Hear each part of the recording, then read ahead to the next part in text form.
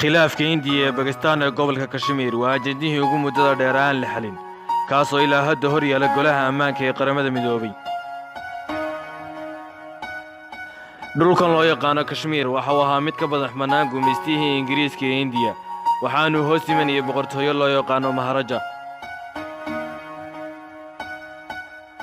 sanadkii 1947 markii uu gumeystihii Ingiriisku xornimada siiyay waddanka Hindiya waxay u sii kala qaybsatay laba waddan oo kala ah India oo ay ku badan yihiin dadka haysta diinta Hinduuga iyo Pakistan oo ay ku badan yihiin dadka haysta diinta Islaamka.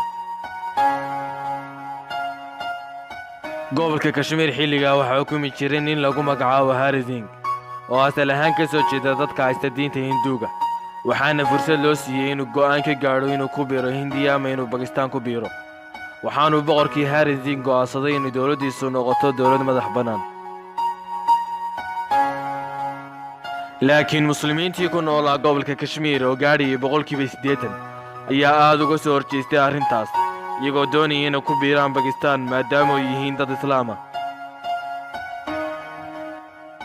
dagaallo iyo kacdoon aad u waaweyn ayaa ka dhex bilaabmay muslimiintii iyo dowladdii gobolka Kashmir waxaana laga awood batay xukuumaddii Hari Singh isagoo laga qabsaday caasimaddiisii. intaa kadib boqorkii Hari Singh waxa uu baxsaday dhinaca waddanka Hindiya waxaanu weydiistay in la siiyo garab iyo caawimaad.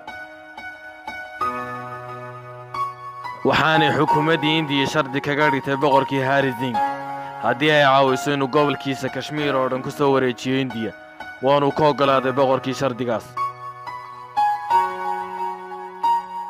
Hindiya waxay dagaal ku soo qaaday gobolkii Kashmir waxaanay dib uga riixday qabaa'ilkii muslimiintu meelaha ay qabsadeen.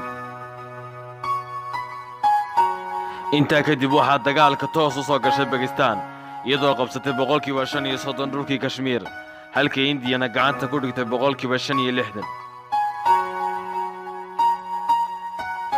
dagaal dhex maray Hindiya iyo Shiinaha 1962 Shiinuhu waxay Hindiya ka qaadeen qayb ka mid ah dhulkii la isku haystay ee gobolka Kashmir ilaa haddana Shiinaha ayaa maamula gobolkaas.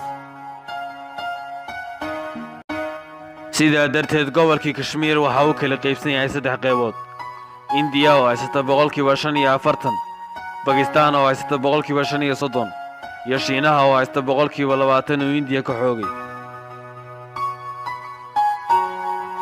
khilaafka India iyo Pakistan halka kuma istaagin waxaana dhex maray dagaallo fara badan intii lagu jiray qarnigii 20aad.